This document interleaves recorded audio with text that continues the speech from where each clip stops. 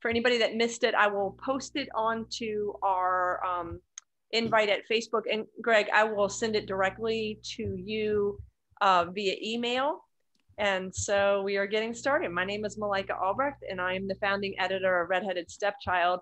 We've been running these wonderful book launches for poets throughout the pandemic. So it's been a year of some amazing book launches. And tonight is no exception. We are going to be treated to Gregory Djanikian, and I said it right in the very beginning, and now I'm going to say it again. Greg Djanikian. Yes. That's right. Yeah. So easy. Fabulous.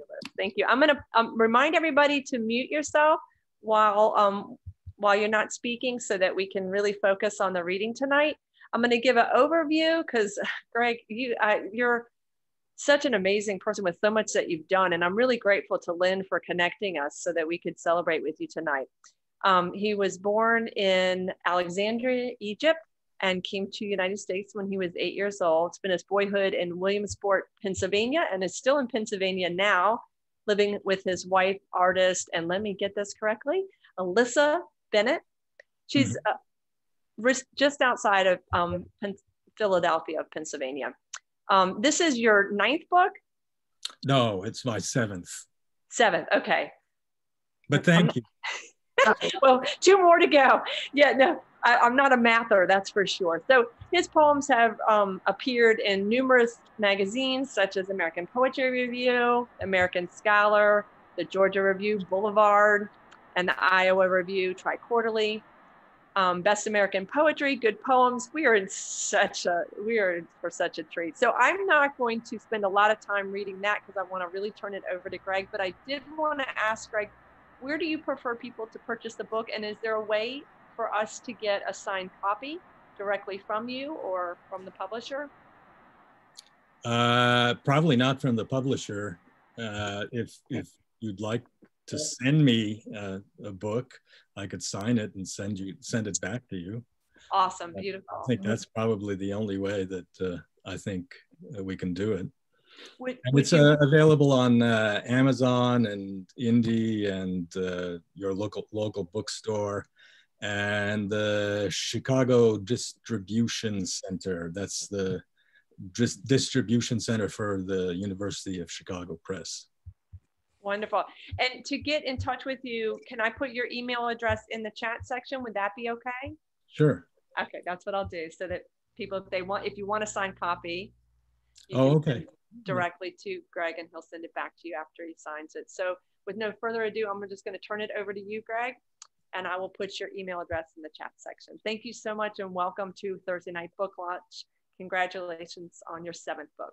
Well, thank you so much. Thank you for being so kind to invite me, and thank you all for being here. And thank you for, I'm so flattered that people want to hear my poems. That's lovely. I'm going to start because my son is a musician. I'm going to start with a poem called Music Making. Zachary. Zachary. A lot of noise. The bells are ringing in their towers. The acorns are dangling by a thread from the wind-tossed trees. Last night, coyotes were yipping to each other across the valley, and this morning, the raucous birds repeated the story in their own versions. Sometimes I don't know whether to applaud or cover my ears or sing along.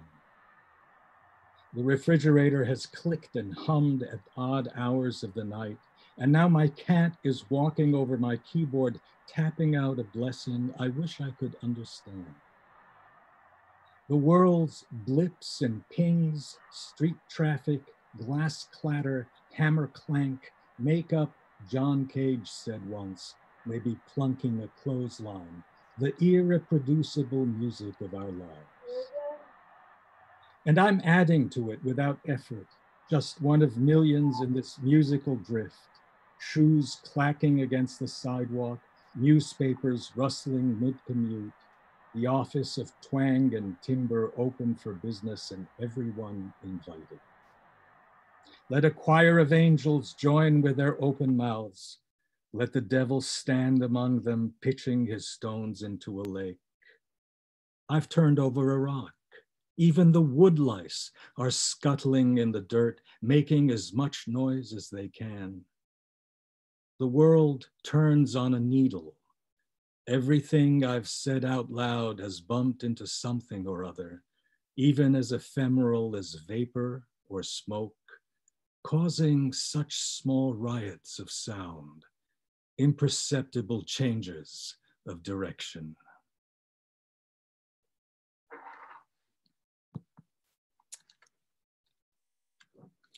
I'm sure you've been in this situation where you've been in a conversation which you'd like to get out of. This is the next poem that I'm going to read, and it sets the scene much like what I've described. It's called, "During our conversation, I'd like to interrupt to say, don't be alarmed by the knife I'm holding against my throat. It's just my way of saying how painfully informative you've been about the pilling on your cardigan sweater, your ruined umbrella, the tiny drips falling from your kitchen faucet.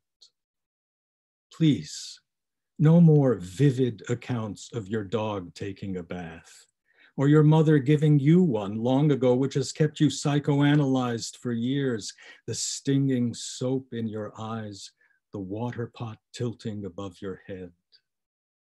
Here are some darts to sling at the armoire.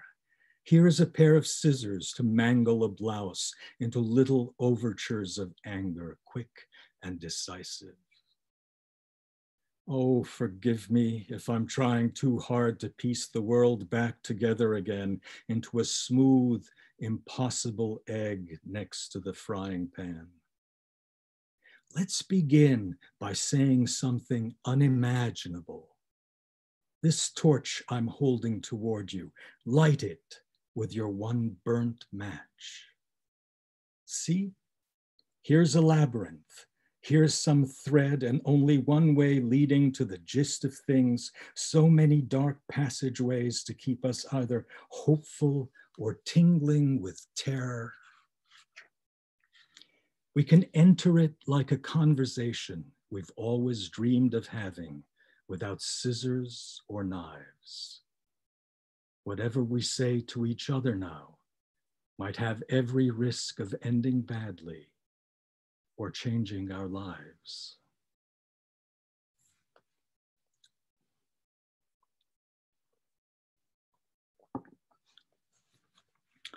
Another conversation poem, but this is a conversation that goes well, but somehow is unsatisfying for one reason or another.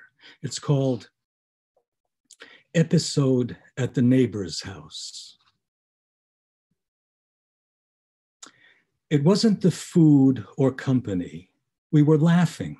Everything had an aromatic shape to it. The wine, the rich sauces, the jazz that reminded us of late hours and smoke. It wasn't the good talk, politics, religion, delicious gossip, all we wanted to say to each other without anyone coming undone.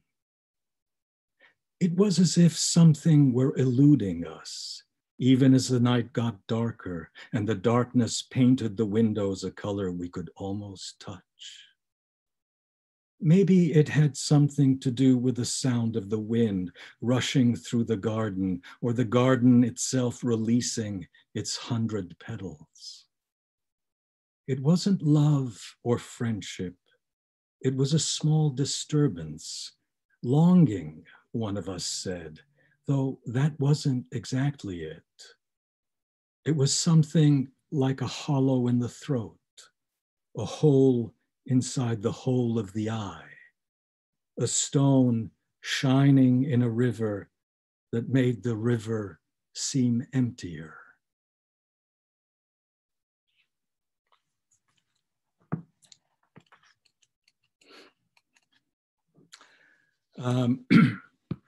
I know lies and lying are bad. especially after what we've gone through in the last 4 years. But sometimes they're beneficial in one way or another, and I thought to write a poem about that. This is called Lies.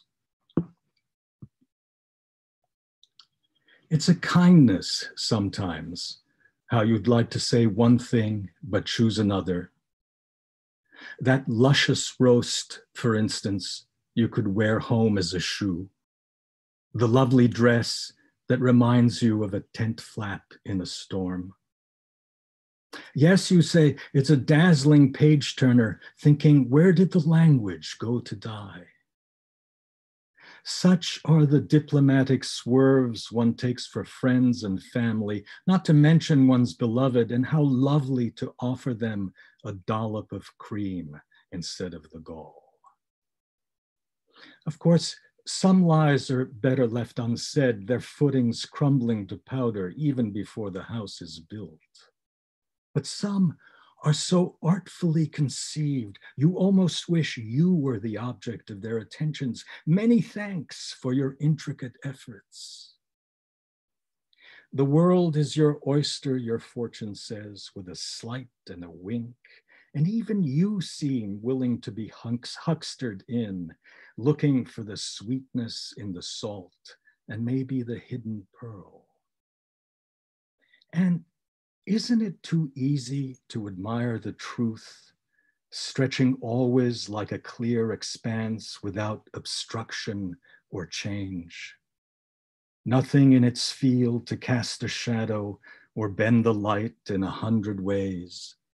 Nothing of the lie circling toward you now with a straight face and the faintest smile, as if to say, here is the world, truth be told. And here it is again, all tangle and curve.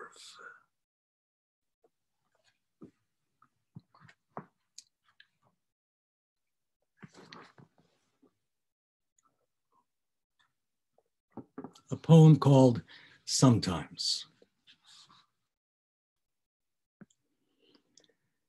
Sometimes it doesn't matter what you say. Sometimes it matters where you are. Under the magnolia tree, for instance, the pink blossoms looking like giant startled eyes. And somehow there's no need for saying anything about the pleasure you feel hearing the sound of rain on a barn roof or a jazzy minor seventh lifting softly from a piano. And what is it about holding the hand of your best girl and feeling at 14, nothing of the past or future, just the desire of a boy who's lost all his marbles somewhere between a touch and a kiss? Sometimes the language of pleasure needs no syntax or parsing to make you feel everything's in sync. And here is the crepuscular night making you want to connect all the stars with your finger in one continuous line, as if you could do it, and whatever seems furthest from you is nearest. Sometimes it's how a moment pans out into gold, maybe, a small shining to hold in your hand for luck or mystery.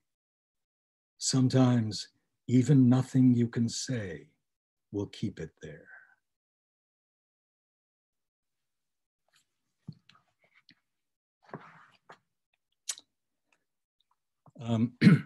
I like reading science books and science magazines, and I'm sure many of you know this, but I was very surprised to find what happens in the first stanza, electron-wise. The poem is called Poem with Clouds.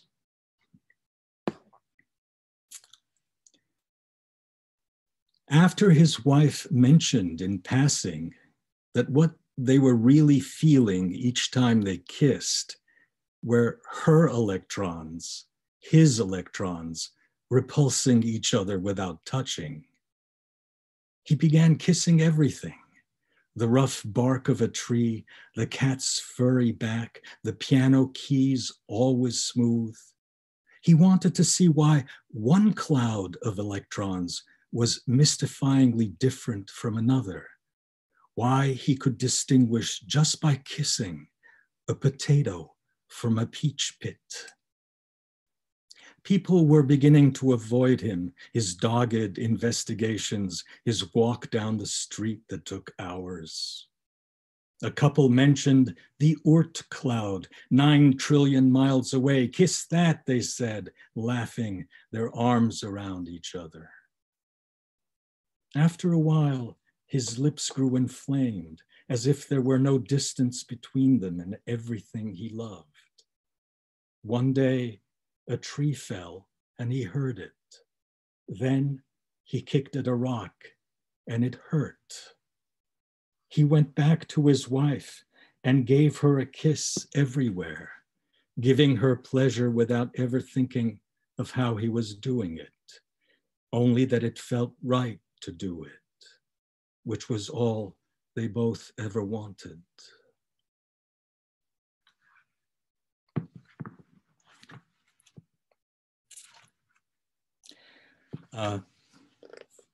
Another musical poem, a poem about my playing the guitar.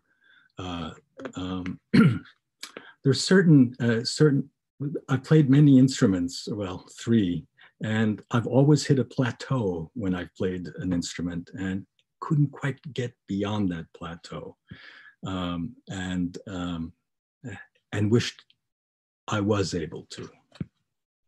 This is called Other Lessons. The guitar neck is fretted with so many notes. I've lost my way among the G sharps and flats, the major sevenths, all the diminished chords. That's how I'm feeling, shrunken, smaller than a pinhole. Someone must be playing now in a smoky bar with a ghost of Big Bill Brunzi at his shoulder, hearing the music of his name hum in his body. I should play by ear, someone tells me, but I can't hear where the rain is falling now, how many birds are alighting on the branches. Sometimes it's just better to listen before you can do something about it. There's rosewood in my arms. The guitar strings are glittering like moonlight on water. Something far away is moving through a dark forest, drinking from a river without making a sound.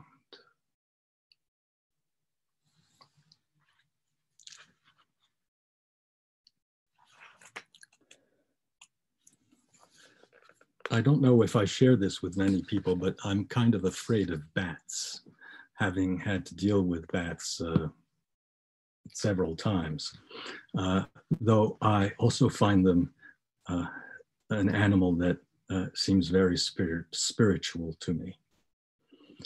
This is called Bats. They are like the body unhinged, the soul made almost visible, a swerving of wings, erratic slicings that keep us awake like narratives that have no certain end, or wavering hands in the fog, nothing distinct except their curve and flit under sky or bow, unbirdlike as they are, unknotting the air with loops and veers, catching our blithe attention. What makes them suddenly leathery and fearsome, passing as they sometimes do into our lives through the smallest apertures, we who are their kin, backboned, cochlear, crouching below them with our gloves and nets, plastic bowls and cookie sheets, all the domesticity we can muster, wishing only that the moonlight might lure them back into a steeper darkness toward everything they are, nocturnal, unfeathery, silhouettes of incongruous motion, momentary, arrhythmic glimpses we endure, keeping our distance.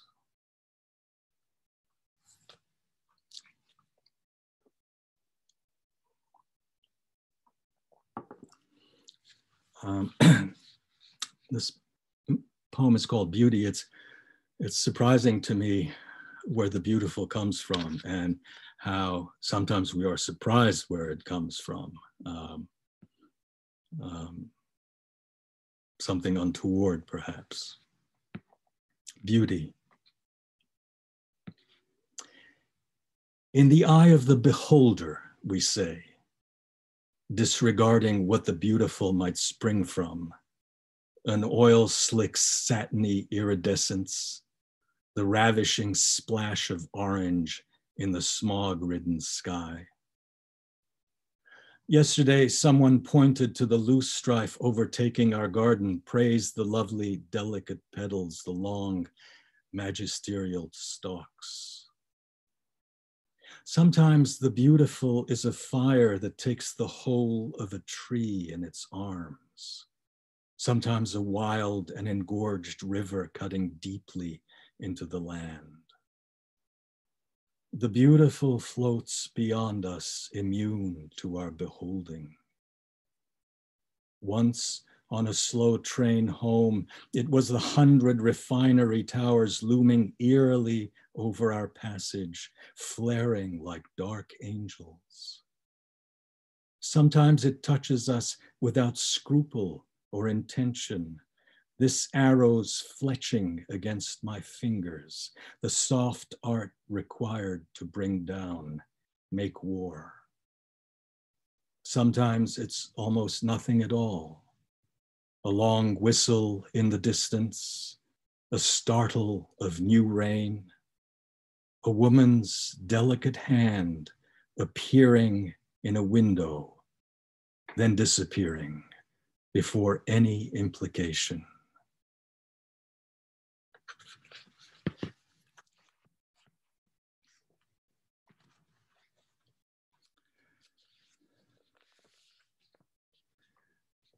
Sometimes I walk around the house not knowing how I am affiliated with the things that surround me.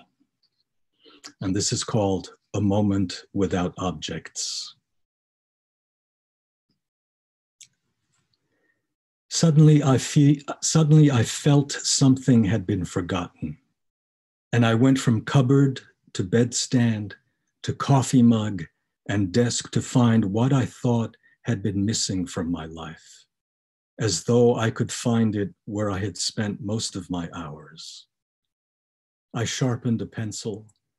I plucked a guitar string, though nothing seemed to be different from what had always been.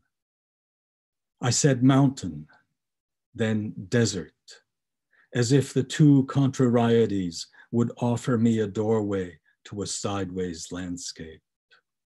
Though everything stood as it was, while I counted my breaths without keeping track of the number.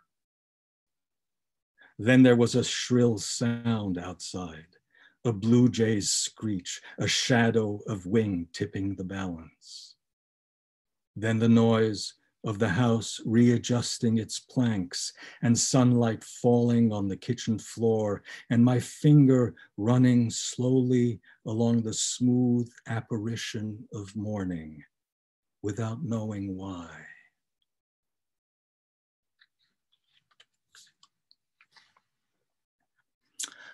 If I may, I'm going to read two new poems. I'll end on that. This one, I'm sure you all have your own idea of death, how you can represent this, this thing, and this is my representation of it. It's called Something Implausible. Death in his dark cowl is testing his scythe against the roses in my garden named Hope to Be. He says, there is a mountain within you that is shifting and the river is slick with feathers.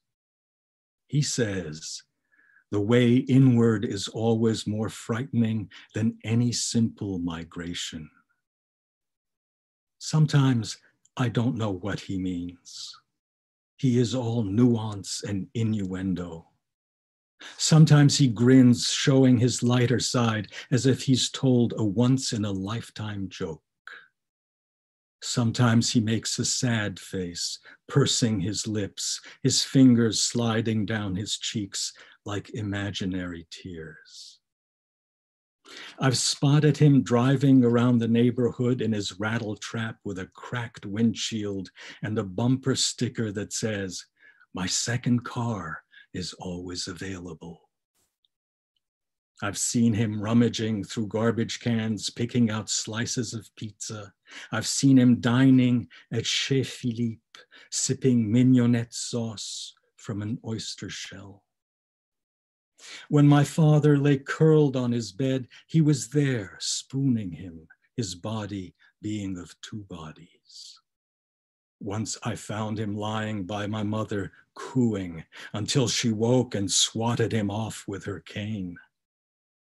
He has too many handkerchiefs, waving hello with one, goodbye with another, tying a third on his car antenna like a white flag, as if he's all diplomacy and talk.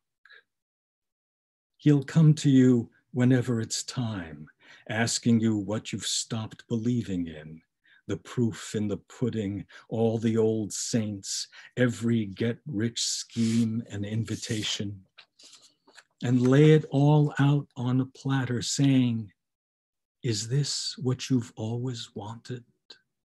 Holding your hands gently in his, as if he were wearing the softest kid gloves, and softness had finally found you, what you'd never expected or asked for, something implausible, but there it was.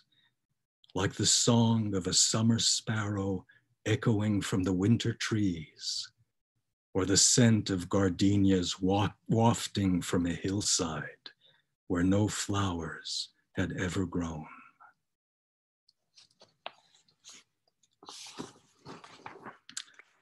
And I'll end on a poem called Later Years. It's about growing old, but actually the undercurrent is that it's a love poem to my wife. Later years. Sometimes a sadness comes over me, and I think a house with its dark roof and windows has entered our lives, and the wine glass elms have disappeared from the street of dreams. I should not be leafing through our address book with the many crossed out names, the pile of letters marked undeliverable. I should not be imagining that the birthday lilies you brought me yesterday have already begun drooping. Where is that photograph I love of us, or rather of our younger versions, sitting by a fountain in our summery selves, the water behind us arcing from a fish's mouth as if the fish held a river inside it? It's been years since we've felt so inexhaustible. Still, there you are walking down the porch steps in your bathrobe to get the morning paper, even in snow, even on your one good knee. It's remarkable how we've come this far, your hands holding the news of the day as if we were part of it, the sun polishing the kitchen floor, the toaster tinging its bell. I wish it could stay like this. I wish goodbye were an archaic word we could cross out without consequence, something left over from the old languages. All the headlines have an ache to them. All the stories keep holding out for a better ending. And here we are, having our breakfast cherries before all the trees have been sheared away. Here's the honey I pass to you, love. Honey made from 1,000 bees, tonguing 1,000,000 flowers of sweet clover. Thank you. Oh, that was gorgeous. Thank you so very much. People, y'all can unmute. I know you want to, and give me a minute to compose. I love that poem, and this never happens to me. That really moved me. It was gorgeous. Thank you so much, Greg. Thank you. Thank you for listening.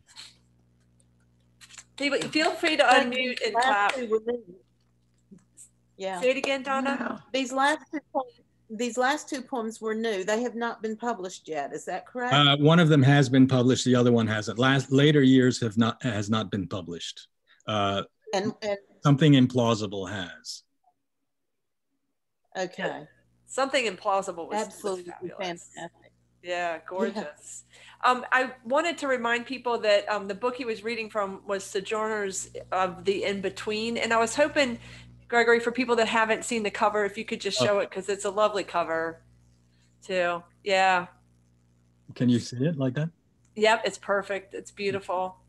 How did you choose the cover, or did the publisher choose the cover? The publisher said, what kind of, and my wife is a painter, of course. And that's what I was wondering. So, I had lots of help from her, but she asked me, what was I thinking of? What kind of image did I want? And I wanted something that was both representational and abstract. So something in between. And as you can see, it's kind of like a figure, but it's also almost ephemeral and angelic almost. So the whole book actually is kind of, the poems deal with in-betweenness, the life we live here on earth, of substantiality and the ephemerality of what's beyond. She sent me images from different places. This happens to be an image from a painter that she knows, and so I said, "Oh, this is so good," and my wife agreed, and so it works perfectly. And so I was curious about the process. Yeah, it went. I went through a lot of images and picked this one. Wow, it's just gorgeous. One of the things that really struck me hearing you, read and just listening is the musicality in all your work. So I'm not surprised that that's something, that you are a musician, that you play different instruments. The other thing that I kept getting was there's this curiousness that you approach things and you turn them around. It feels like a thoroughness in your immersion of the experience of whatever you're writing about. And I was curious about your process, how you follow a poem, or how do you work with your poetry, or what gets you started? Well, I always like to be surprised, and I like surprising myself. So when I feel that the poem is belaboring itself, I think of its opposite. And what else I can think about the subject matter that turns everything around.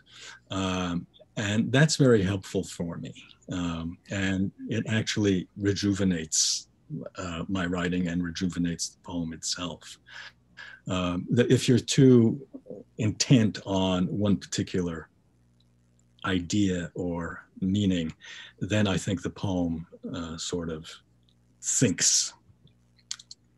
Yeah, there is very much a multi-dimensional. So I was wondering, and it's interesting that you're saying you think about the opposite turning, again, that image, and that's what fills out these poems in so many beautiful different directions.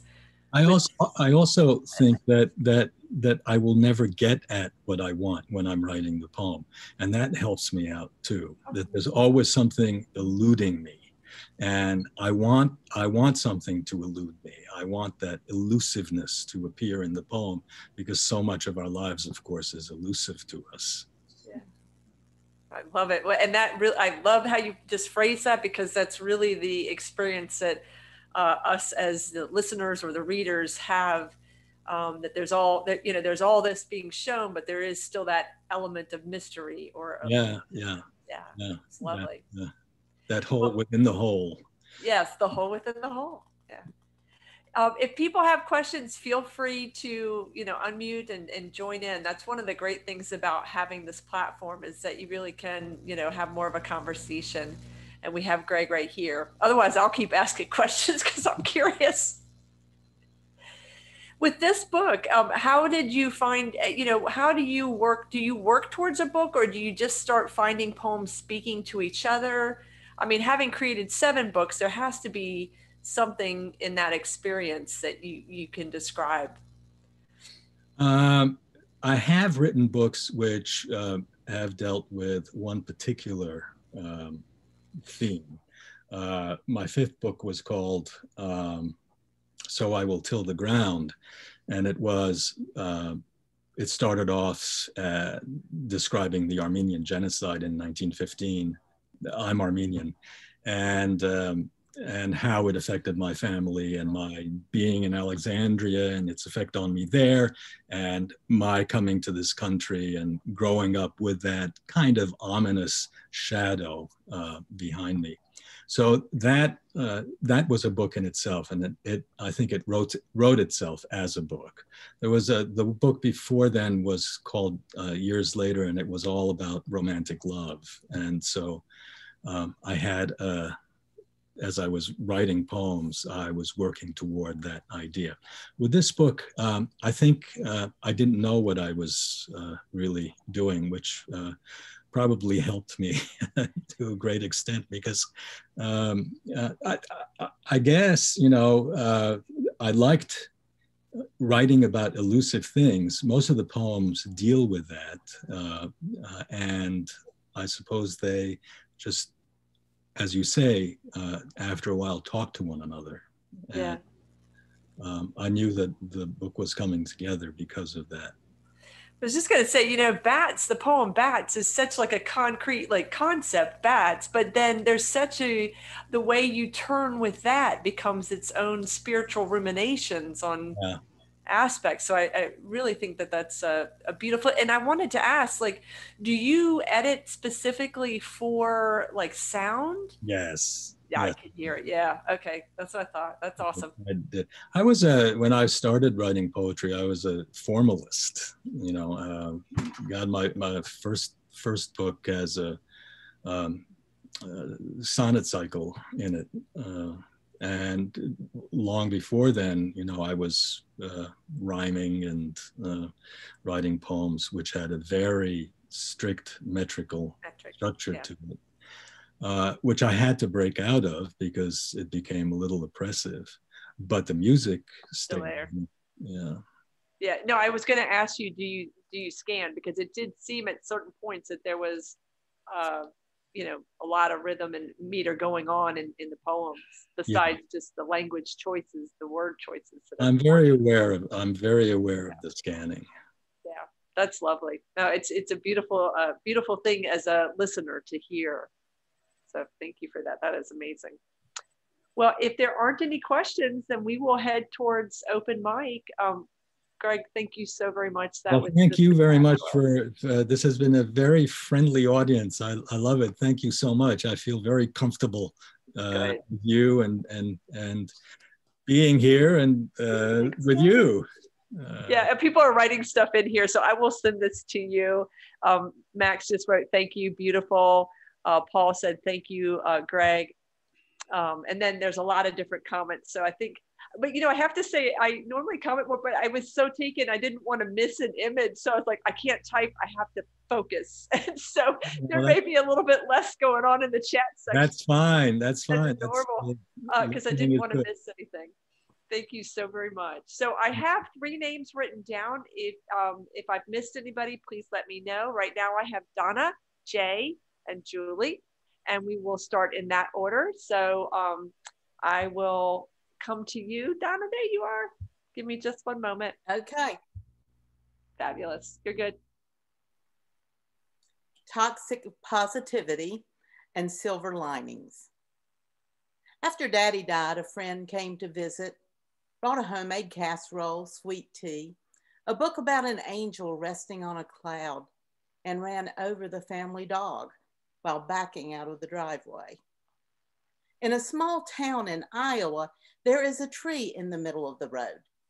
Legend has it, a surveyor used a cottonwood sprout 165 years ago, marking the line between Audubon and Cass. It no longer belongs there, but it is there, a displaced curiosity, a wild temptation. It was surprising to find it still in the middle of the road. No one bothered to chop it down. Finally, I thought, there is something no one tried to fix. We look for goodness in Sunday morning stories after a diagnosis or funeral. If such and such hadn't happened, you would have never. Well-meaning friends fill in the blanks, their words thin as air.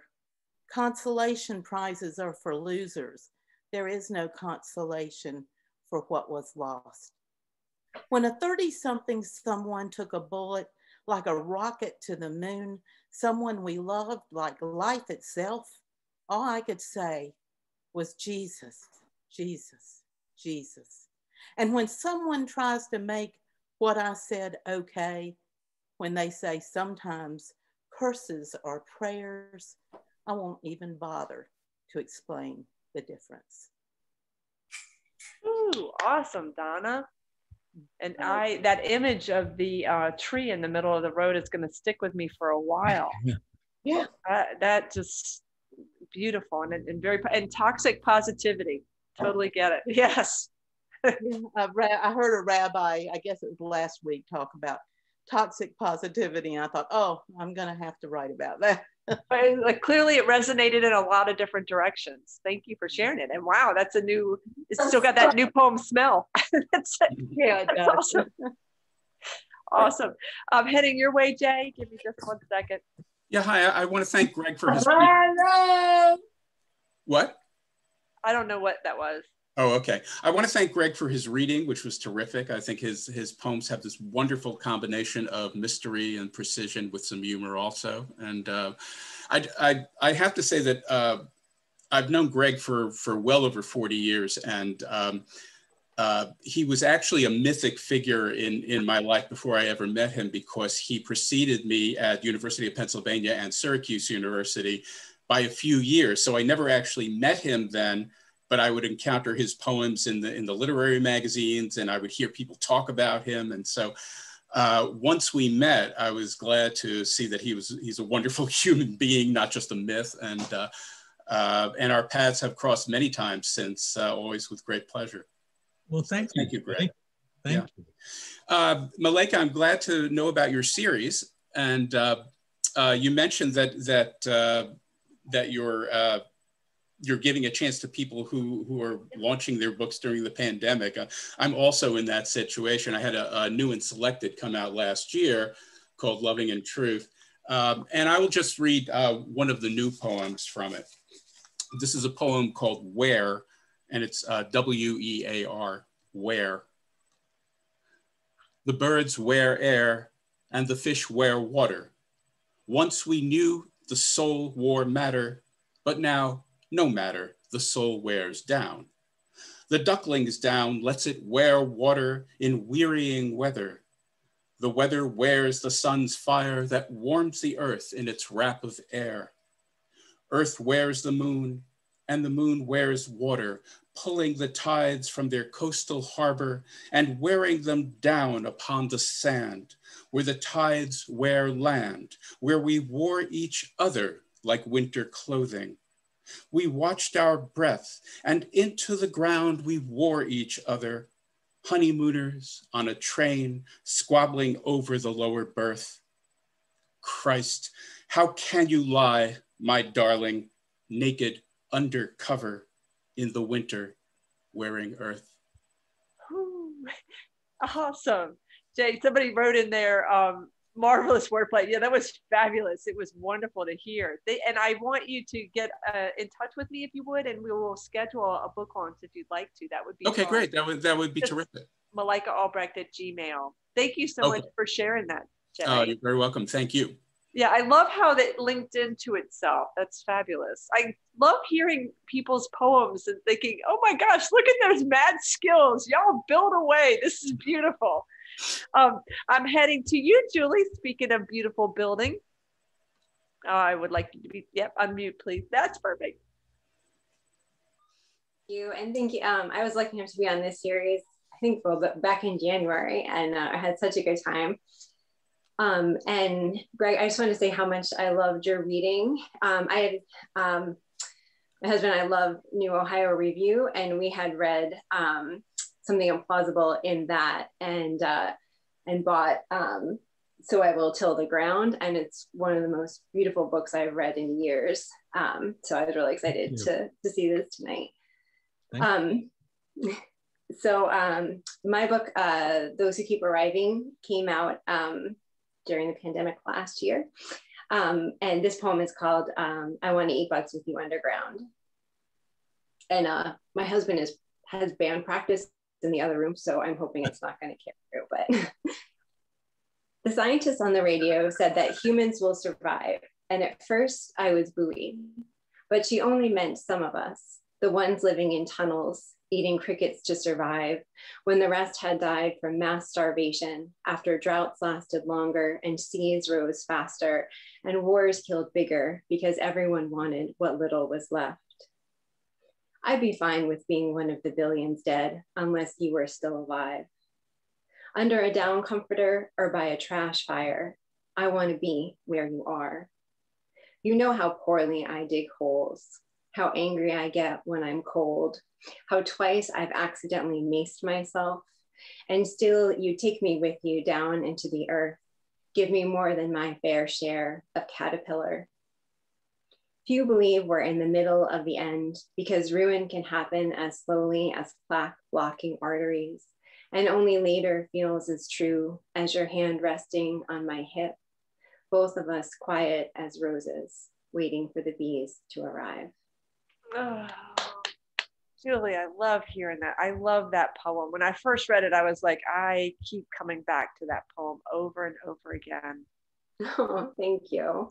It's gorgeous. Thank you for reading it. And Julie's husband is also a writer, and they're going to have a dual book launch coming up, so be on the lookout for that. And his book is called, I'm trying to remember. Our Best Defense. Our Best Defense. Fabulous. Well, thank you all so very much. We are finished. Does anybody want to read that I missed? It's very possible, since you'll know I'm not good at multitasking, so jump in if you would like to read. I know, Paul, you didn't sign up to read, but we'd love to hear from you. And Don, of course, with a new book out, you could unmute and show your book. Yay. Yeah, Don, we would love to hear you read something if you would. Okay, thank you. Thank you, Greg, for reading, and thank you everyone who read at the open mic. It was good. This poem was just taken in Dissonance magazine. It's written in 2 registers. I'm going to snap my fingers when it switches registers because you can't see it on the page. Not my nightmare.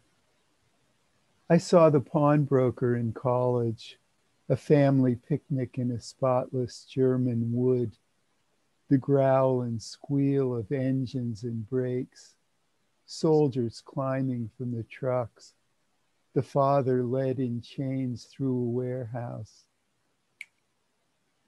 Another father, dragged from the table, tortured and set to work in a Baghdad prison. Another cop, the wrong door. Another black teenager, shot dead. A glimpse of his nude wife on a gurney, men pointing and haggling. The son on another, men pointing and haggling at him. The daughters calling out and screaming. Another daughter sold for breeding. Another wife in a fine house. I have lived that in a dream since, and since I was a child. The same trucks at the same curb, the same growls and the same screams. I have always feared that even here in America, the trucks will come someday for me. But that's not my nightmare. Another news flash, flak jackets and rifles, another sick certainty, pure men of faith. Ooh, good heavens. And dissonance, that's amazing. Wow, it was a very powerful poem, Don. Thank you for reading it. You know, it's amazing how, the language really does set this tone, and the words that you chose really did pull us into this place. Thank you. Paul, did you want to read? I'm fine. I haven't printed out anything. That's what I was looking for. Okay. Over here to see if I could do that, because everything's on the screen, and the screen is slightly hidden. So when I speak to you, I flip over and lose everybody. So I'm fine. And yeah, these are great poems tonight. I'm happy to be a listener. In fact, delighted to be a listener. It's really right. wonderful. No, it was very powerful. I have thoroughly enjoyed yet again another Thursday in such good company. Thank y'all so very much. Yeah. If there's nobody else that would like to read, then I will say have a fabulous night.